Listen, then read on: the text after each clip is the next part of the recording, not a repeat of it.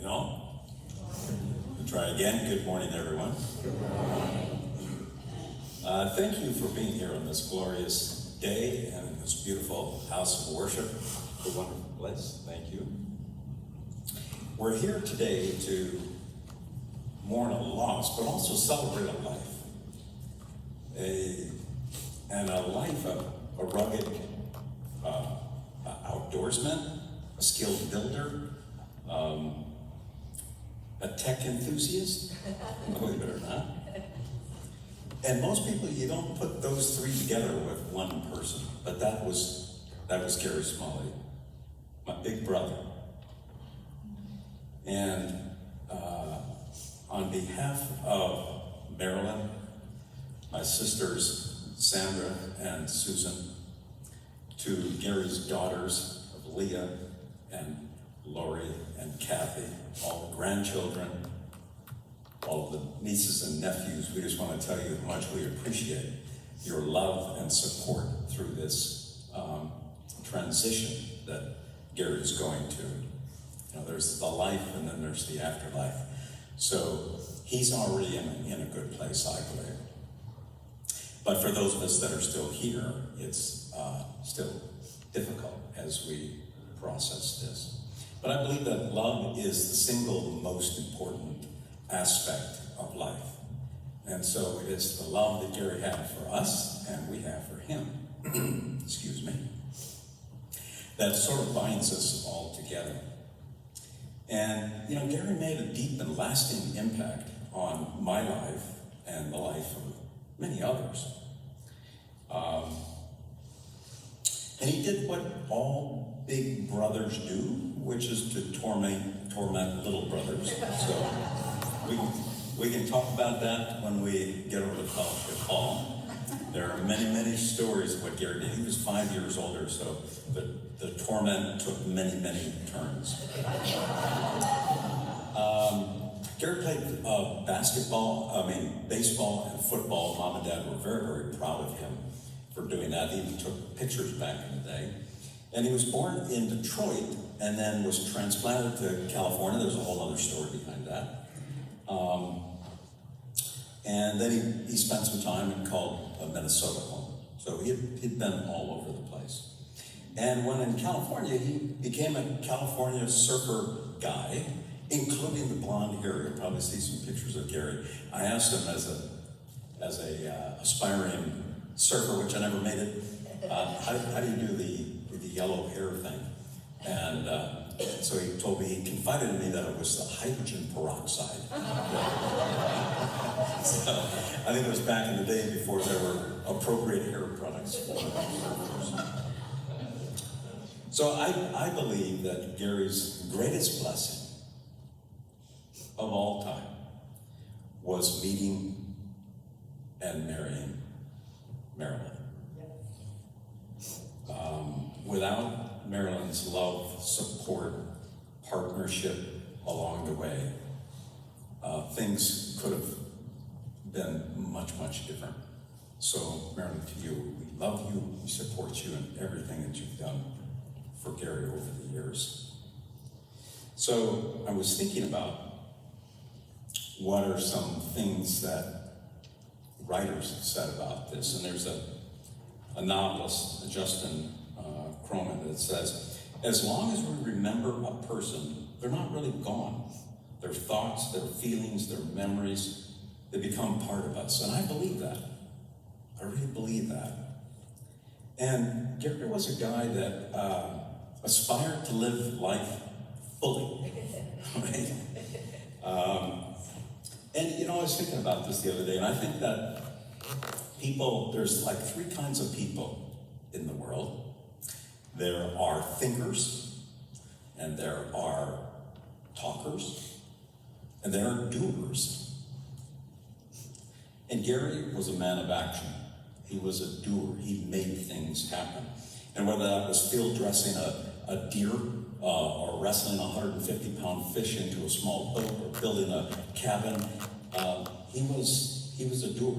He started out as a tradesperson and then rose to the position of being a general contractor. Not just a general contractor, but a commercial general contractor. And Those of you that don't know that, it's a very difficult job. You have to balance the needs of the owner, the architect, and the tradespeople. You have to follow all the rules. You have to take care of the union. There's a lot to it. And Gary did it for decades. Hey, in an industry where you're only as good as your last job. That's the way it works in commercial. So, he built some very fine aerospace buildings around here. There are some that are going to survive way beyond most of the people here in this room. I know certainly me. These were strong, big buildings that were complex to put together. And Gary was one of those guys that, he could kind of fix anything. I mean, he could break some things too, but he could fix some things. And no matter when I called about whatever the issue was, he was right there, whether it was electrical or plumbing or whatever. Take the call anytime. And he was always there. So another poet, Thomas Campbell, wrote a similar kind of thing. To live in hearts we leave behind is not to die. So I had many shared experiences with Gary over the years. He was an early adopter of technology, and he called me up one time. He said, "Hey, I want to get a computer." This is back in the 90s. So I'm like, "You want to get a computer? What for?" He said, "To do my checkbook." I was like, "No."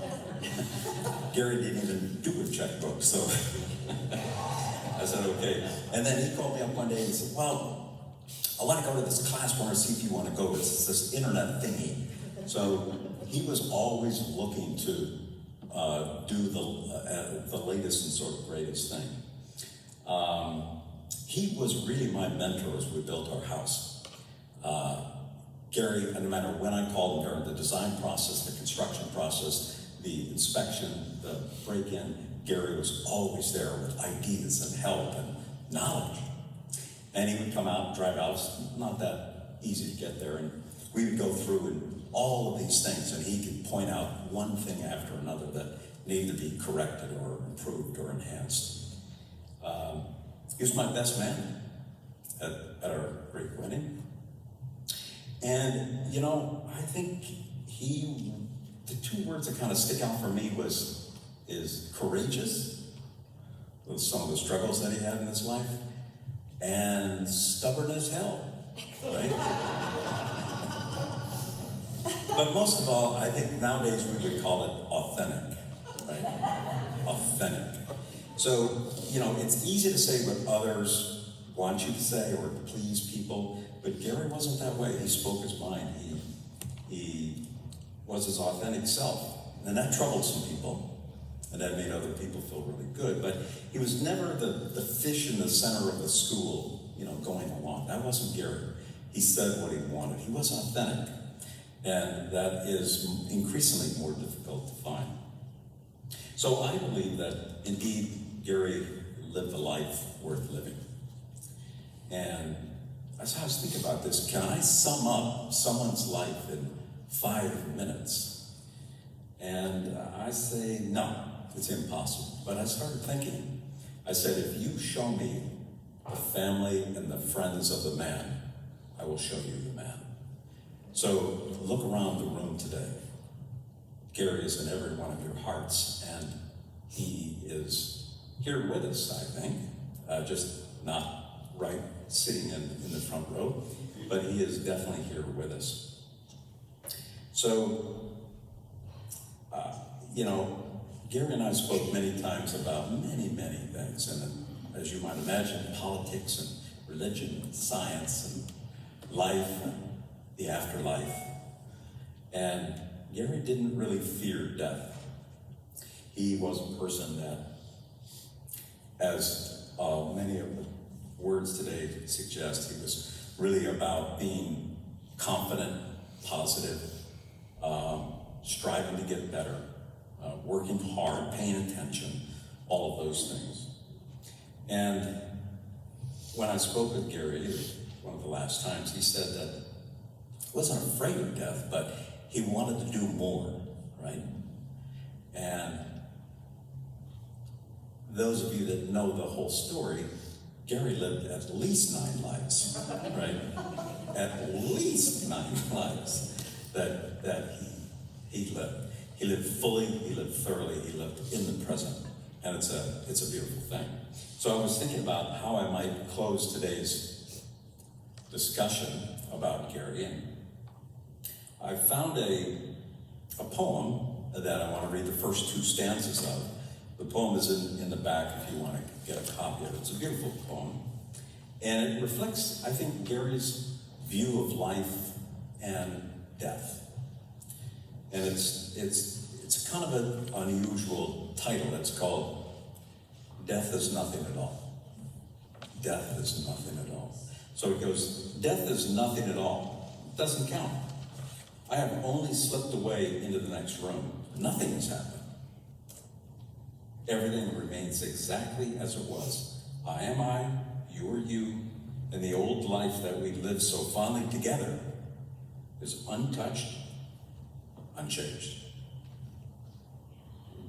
Whatever we were to each other, that we are still. Beautiful poem. It's an 18th century poet.